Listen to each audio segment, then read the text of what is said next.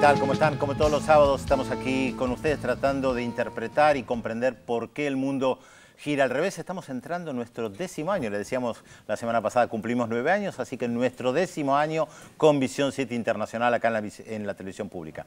Por supuesto, muchas noticias del ámbito internacional. Podemos decir que mucha expectativa respecto al referéndum en Escocia. Me imagino que ya todos saben el resultado. La mayoría de los escoceses decidió que quiere seguir perteneciendo al Reino Unido. Un gran impacto en Europa, un gran impacto también en Cataluña. Después lo vamos a conversar porque les preparamos un informe sobre el referéndum en Escocia. Sí, mucho interés hubo, incluso en Argentina, con respecto a lo de Escocia, ¿Sí? ¿no?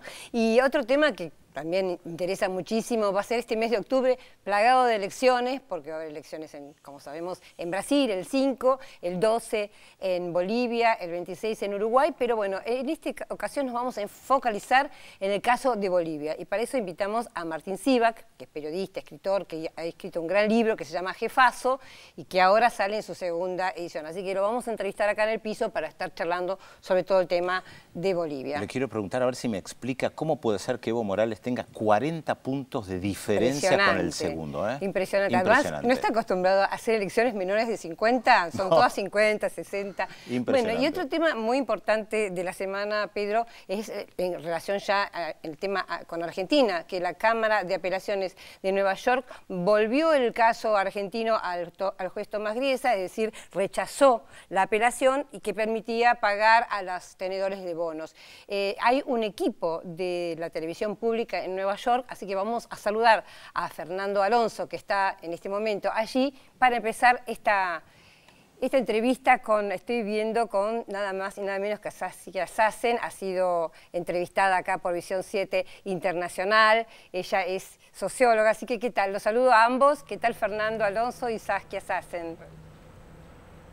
Hola. Hola, Telma, Pedro, ¿qué tal? Muy buenas tardes para ustedes. Aquí estamos, detrás nuestro no es un efecto de croma, lo que están viendo ustedes es real. Concretamente real.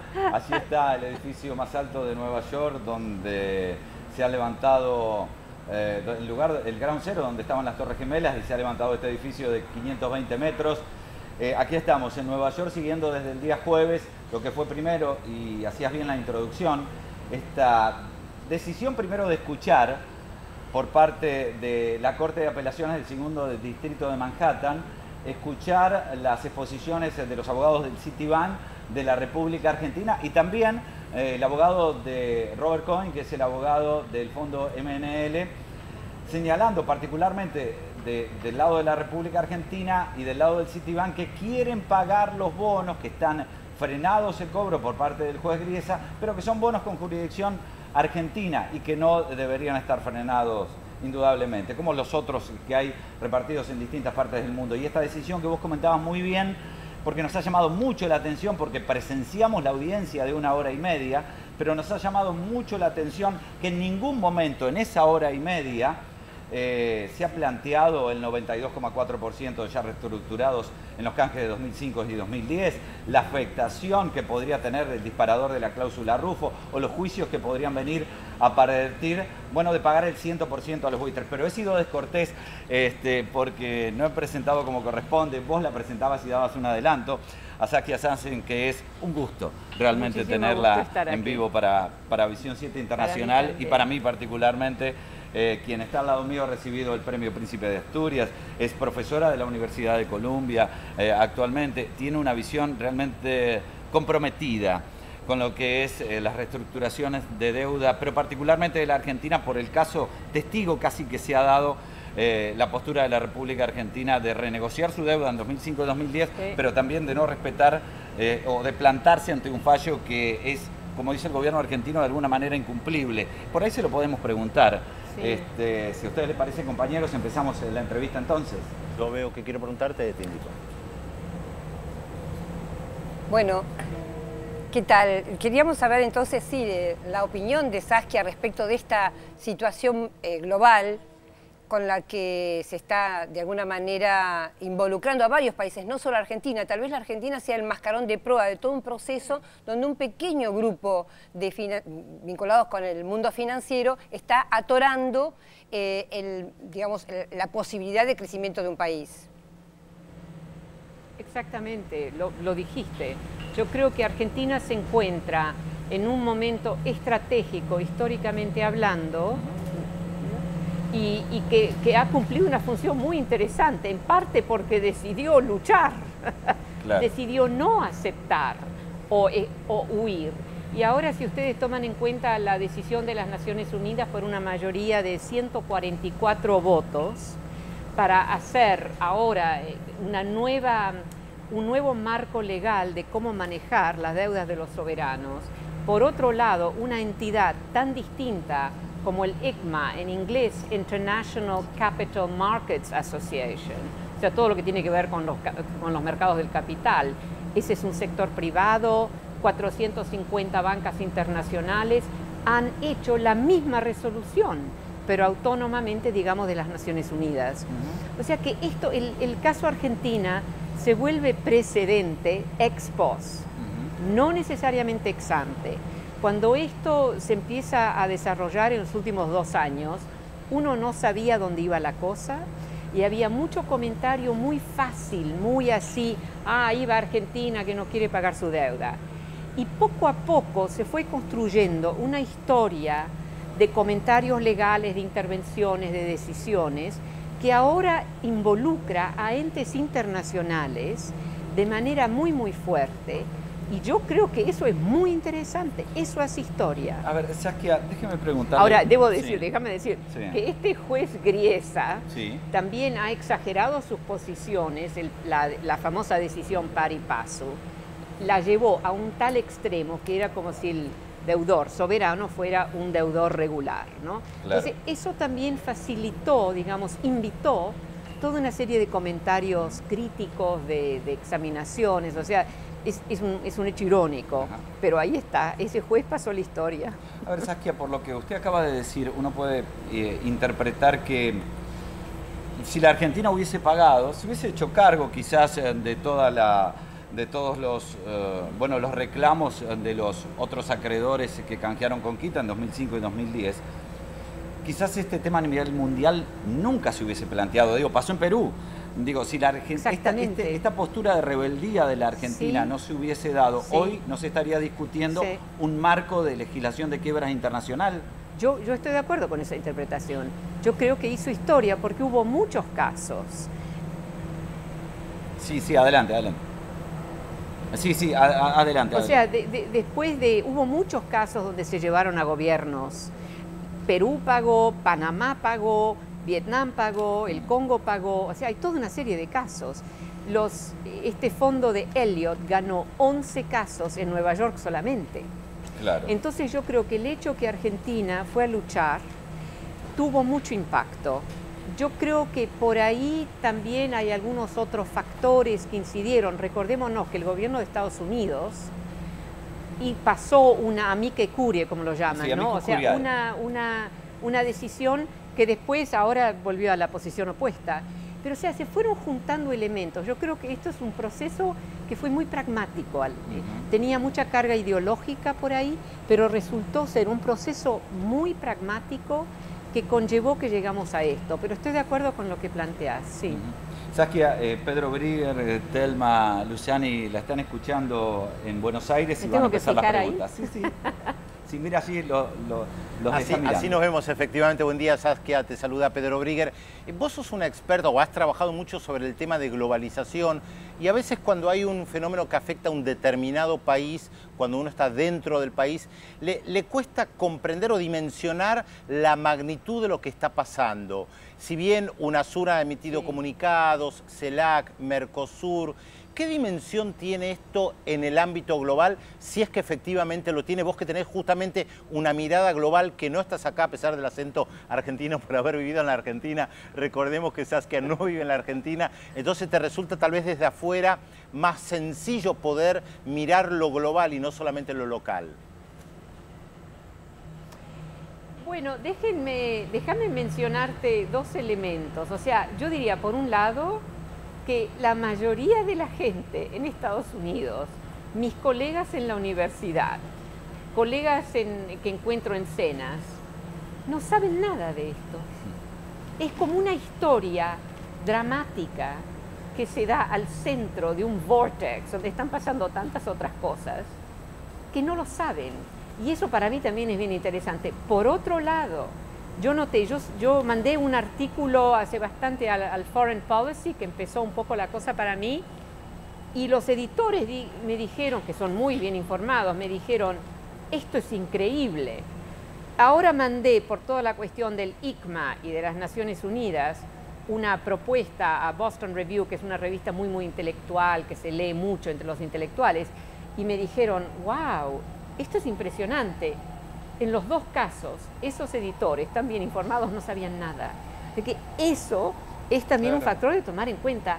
Argentina se puso ahí a combatir un sistema de poder, un sistema de ignorancias parciales, mismo entre los expertos de alguna cosa, ¿no? Entonces yo encontré muy interesante también sociológicamente hablando. Pero un punto que para mí es importantísimo es que esto está haciendo historia amplia. Esos 144 países, China incluida, que han decidido que hay que cambiar el marco legal de cómo manejar la deuda de los soberanos, porque la deuda de un soberano, de un gobierno soberano, no es deuda privada, es deuda de gente, es deuda de economía nacional, etcétera, etcétera. Eso me parece muy interesante. Yo creo que a la larga va a haber otras instituciones internacionales que van a entrar en el juego. La propuesta a la Corte Internacional, la Corte de la Haya, ¿no? Corte de la Haya. Sí, esa falló, sí en parte porque Estados Unidos no saben qué están haciendo un poco, ¿no? Entonces no dio jurisdicción, no aceptó ser parte. Pero yo creo que a la larga vamos en esa dirección. Y en ese sentido, la cuestión de los voucher funds, que ellos están, o sea, ellos también han hecho historia. Y es muy posible, como vos dijiste antes, que hubieran seguido haciendo la misma historia que están haciendo, porque han acumulado derechos. Una cuestión que hay que poner aquí sobre la mesa también es que el standing, ¿no? El standing, la posición legal del soberano ha venido debilitada, especialmente desde los años 70 ya. Es un poco una historia invisible, con dos actos legislativos en Inglaterra y en Estados Unidos, que le quitaron ciertos privilegios que tenía como deudor. Después de eso están todos los casos judiciales, que ya los hemos hablado. Así que la posición del deudor soberano ha cambiado, está más débil, pero también se muestra el límite de ese proceso de debilitar esa posición excepcional, por así decirlo, ¿no es cierto? Entonces, ahí estamos en esto ahora.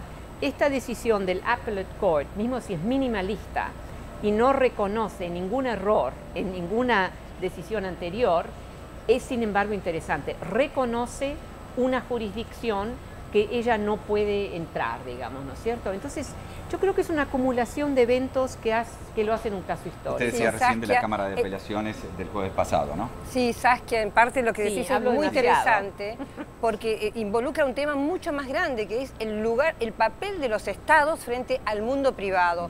Vos sabés que en el mes de agosto visitaron la Argentina y tuvieron un encuentro con el ministro de Economía, un ex secretario de Comercio, Carlos Gutiérrez, y también Madeleine Albright, ex canciller, justamente de alguna manera para hacer lobby a favor de esta empresa de Paul Singer. Es decir, muy interesante. Ambos han sido parte del Estado, han sido ex ministros y ahora actúan por la parte privada. Digamos, lo que está en juego me parece es eso, es de acá en adelante si va a mandar el mundo de lo privado o los estados van a tener algún lugar de importancia. Exactamente. Ahora, eso también demanda, digamos, que el Estado se porte bien, ¿no es cierto? Y yo creo que eso también es un valor positivo, porque algunos estados van a tener que empezar a portarse mejor, por así decirlo, lo cual, ¿sabés? También está bien. No hago referencia a Argentina aquí, estoy haciendo en general, digamos, ¿no es cierto? Si damos un poco más de estatus especial, no especial por privilegio, especial porque la deuda del Estado no es deuda privada, entonces eso puede conllevar toda una serie de obligaciones nuevas, digamos, por parte de los estados, porque hay muchos estados en el mundo que también se están robando, digamos, el dinero del pueblo, ¿no es cierto? Entonces, para mí hay un tema muy interesante y muy de este momento. Quiero mencionar otro dato. En la decisión de las Naciones Unidas hubo solamente 11 votos en contra. Claro. Y la declaración, claro, fue hecha por Estados Unidos. Entonces, yo creo que Estados Unidos, dado que ha tenido esa decisión anterior que hizo, ¿no es cierto?, el amicus curiae, donde dijo, por favor, no se puede, la decisión que hizo Griesa, etcétera, no se puede aceptar eso. Yo creo que hay elementos dentro del gobierno de Estados Unidos que quieren volver a una reconsideración de esa presentación que hicieron en las Naciones Unidas. O sea, es una especie de interpretación que estoy haciendo, ¿eh? No lo sé de hecho. Bien, nosotros estamos finalizando por ahora el contacto de acá, Pedro, Telma, allí en Buenos Aires, ustedes siguen con el programa. Ayer nosotros hablábamos con el profesor Robert House y nos decía, hay que ver cómo tomar la palabra default. La última pregunta, y si es breve, ¿Argentina está en default o a partir del caso argentino la palabra default se puede empezar a tomar desde otro punto de vista? No, porque este es un default solo, mismo sin todo esto que pasó ahora. Este es un default que está ocasionado por ese 7%, ¿no es cierto? Sí. Entonces ya hubo mucha discusión que el término default es demasiado genérico, claro, para explicar esto, porque número uno, Argentina estaba pagando, sí, ¿no es cierto? Número dos, tenía el dinero para completar la deuda. Lo tiene. Bajo esas condiciones, lo tiene. Entonces aquí, ¿qué lenguaje usamos, no es cierto? Exactamente. Y ese es otro pedazo de historia que se está haciendo, bueno, exactamente. ¿Cómo califica? ¿Argentina está en default o no? No, Argentina está en combate, en una zona de combate para hacer bien, nueva ley. Ha sido muy amable, Telma, y un gusto, ¿eh? Gracias. Hasta luego. Gracias. Telma, no, perdón. Saskia, estaba Telma pensando también. en Telma, que está allá en Buenos Aires, igual que Pedro. Muchas gracias. Bueno, adelante ustedes gracias. en Buenos Aires. Gracias. Bueno, muchísimas gracias, Fernando, Saskia. Bueno, re interesante la lectura, ¿no?, de esta socióloga holandesa, como bien dijiste, Pedro, que habla perfectamente español porque vivió, mejor dicho, porteño, porque vivió muchos años acá en la ciudad de Buenos Aires, estudió, de hecho, cuando fue adolescente acá, así que tiene hermosos recuerdos de nuestro país y está muy al tanto. Una figura muy reconocida a nivel internacional, un lujo realmente para la televisión pública tenerla ya por segunda oportunidad. Sí, una cabeza para pensar todo esto, sí, realmente muy interesante. Así que bueno, Argentina está en el combate, según Saskia. Y hoy otra de las, digamos, noticias importantes del día fue, por supuesto, que la presidenta de la Nación se encontró con el Papa Francisco en el Vaticano, almorzaron los dos en privado, tuvieron, como decían, una agenda abierta. Ahí estamos viendo la figura de la presidenta vestida de negro, según indica el protocolo, con el Papa Francisco. También en el marco de la Asamblea General de Naciones Unidas la semana que viene. O sea, esto va más allá de un encuentro específico respecto de la Argentina, y tomemos en cuenta lo que decía Saskia Sassen hace unos minutos también. Acá hay hechos políticos que tienen que ver con lo económico, por supuesto, que están afectando a otros países también y que puede tener una implicancia global. Por eso me llamó mucho la atención, Telma, cuando decía Saskia que había gente de dos revistas muy importantes que no estaban al tanto del tema. Que la verdad supuestamente gente muy informada, ¿verdad? Que la verdad me asombra, ¿no? Porque, o tal vez no debería asombrarnos. No tanto, porque el poder de los medios, yo cuando Saskia contaba eso pensaba, bueno, Argentina además tiene que, digamos, combatir con ese sentido común que se instala a nivel mundial, porque los medios de comunicación, la verdad, sí, como pero lo sabemos... No estamos hablando de medios de comunicación marginales. No. Foreign Policy es una revista donde escriben académicos y periodistas muy informados y que lo que demuestra, te diría, es la pobreza a veces del pensamiento en algunas revistas estadounidenses que uno no deja de elogiar y que no miran lo que está pasando, porque esto no es solamente argentino. Pensá cómo haría un norteamericano para informarse estrictamente de lo que está pasando en Argentina. Tendría que leer página 12. Pero no es solamente argentino, Telma, y son intelectuales los que están en Foreign Policy. No son periodistas de un diario local. Para enterarse de lo de las Naciones Unidas, del nuevo marco jurídico de que el G77 más China votó de determinada manera. Digamos, esa información circula muy poco en los medios de comunicación. Pero hubo comunicados de Mercosur, de UNASUR, de CELAC, es gente que sigue la política latinoamericana muy de cerca, escribe gente tan importante como Moisés Naim, el venezolano que fue ministro de Venezuela. No, yo no dejo de asombrarme, ¿qué querés que te diga? Sí. Es mi impresión. Creo que sos indulgente respecto de ellos. No soy nada indulgente, digo simplemente que a veces, incluso a nosotros nos cuesta, que también estamos todo el tiempo especializándonos y buscando, a veces no encontramos información porque circula de una manera tan marginal que a veces es difícil tenerla, ¿no? Y por ahí, y sí es cierto, por ahí se deberían haber preocupado por enterarse. Ahora acá estamos viendo, bueno, algunas imágenes. La Asamblea General de las Naciones Unidas va a empezar la semana que viene. Empezó esta semana, la presidenta va a hablar el miércoles 24, así que de Roma viaja a Nueva York. Y importante, quería decir respecto de lo que hablábamos antes, respecto del tema del Papa Francisco, porque indudablemente el tema, al ser, aunque está Argentina como mascarón de proa, al ser un tema global, el Papa ha dicho ya su parecer respecto de esta exposición, de esta situación, no específica de la Argentina, sino de esta situación mundial que hablábamos de desigualdad, de, como él lo llamó, la idolatría del dinero, rechazó la idolatría del dinero, de alguna manera estaba refiriéndose a estos grupos financieros voraces que condicionan las economías y las políticas de los países, y habló de estos grupos que niegan el derecho de control de los estados, que son los encargados de velar por el bien común. Es decir, que él ya tuvo una posición respecto a lo que está pasando a nivel mundial, y creo que la visita de Argentina, antes de ir a Naciones Unidas para hablar del tema, me parece que tuvo ese sesgo, ¿no? Sí, de todas maneras, retomando esto de la información que recién discutíamos, hay una cuestión clave. Es muy probable, porque no lo sabemos todavía, no vimos los discursos de antemano, que tanto Estados Unidos como algunos países europeos, Francia, el Reino Unido, planteen como eje central en Naciones Unidas la cuestión de Irak y de Siria, para lograr un aval a sus bombardeos que han comenzado, recordémoslo, de manera unilateral, tanto Estados Unidos como Francia.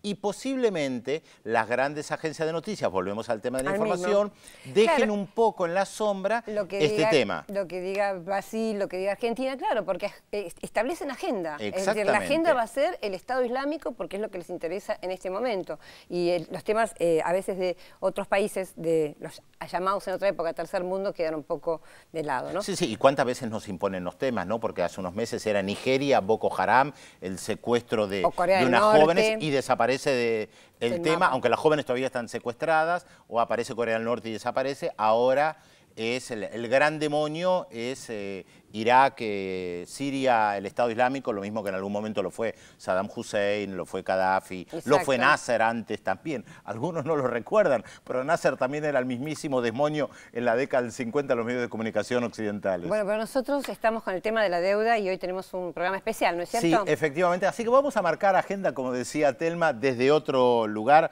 porque esta noche a las 22:10 hay un programa especial que se llama Deuda, Historia de una Extorsión. Es un programa especial de Visión 7 con la conducción de Silvia Fernández.